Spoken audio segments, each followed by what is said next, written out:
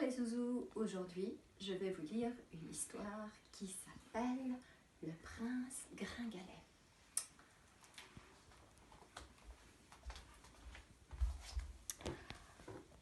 Le Prince Gringalet.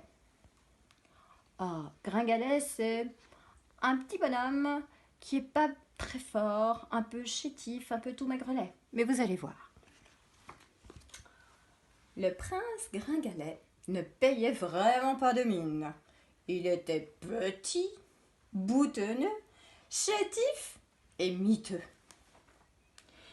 Il avait 3 malabars de frères, pleins de poils partout, et qui n'arrêtaient pas de se moquer de lui. Les frères passaient leur temps à aller danser avec leurs copines princesses.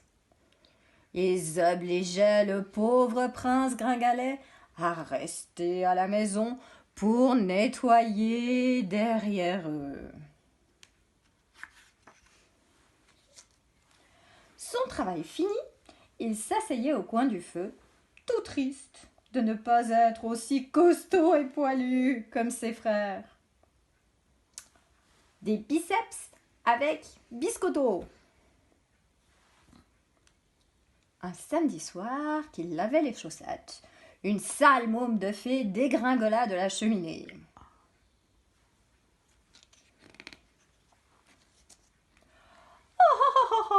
Tous tes souhaits seront réalisés, s'écria la fée.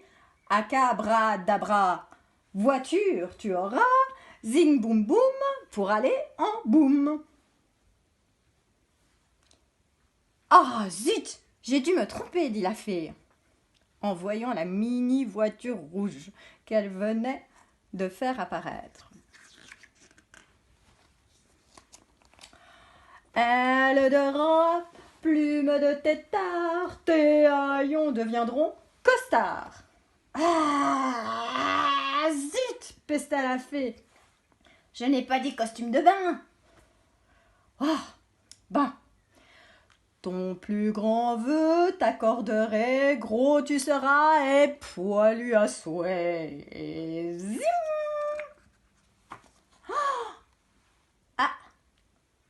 Et en un clin d'œil, Gringalet fut gros et poilu.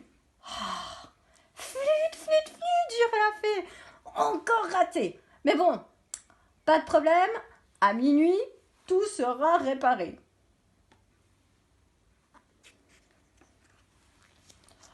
Comme le sort agissait, le prince Gringalet ne savait pas qu'il était un gros singe poilu.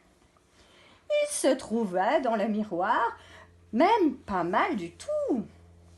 Il partit donc danser. La voiture était quand même un peu petite, mais il se débrouilla tant bien que mal.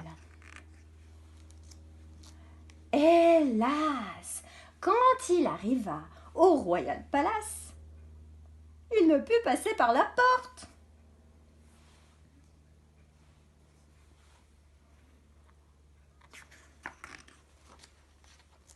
Il décida de rentrer en autobus. Une ravissante princesse attendait à l'arrêt. « Quand passe le prochain bus ?» grogna-t-il. Ah !» cria la princesse. Par bonheur, minuit sonna et le prince Gringalet redevint comme il était. La princesse crut qu'il l'avait sauvé en faisant peur au gros singe poilu. Attendez, s'écria-t-elle. Mais le prince Gringalet était très timide et il s'enfuit. Dans sa précipitation, il en perdit son pantalon. Or, la princesse n'était autre que la riche et belle princesse Rupinette. Elle fit placarder une affiche pour trouver à qui appartenait le pantalon perdu.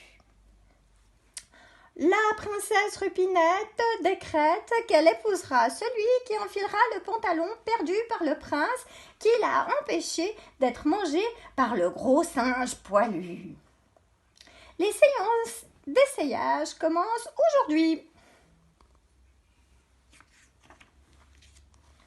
De 100 lieues à la ronde, tous les princes accoururent pour essayer d'entrer dans le pantalon. Mais le pantalon ne voulait rien savoir.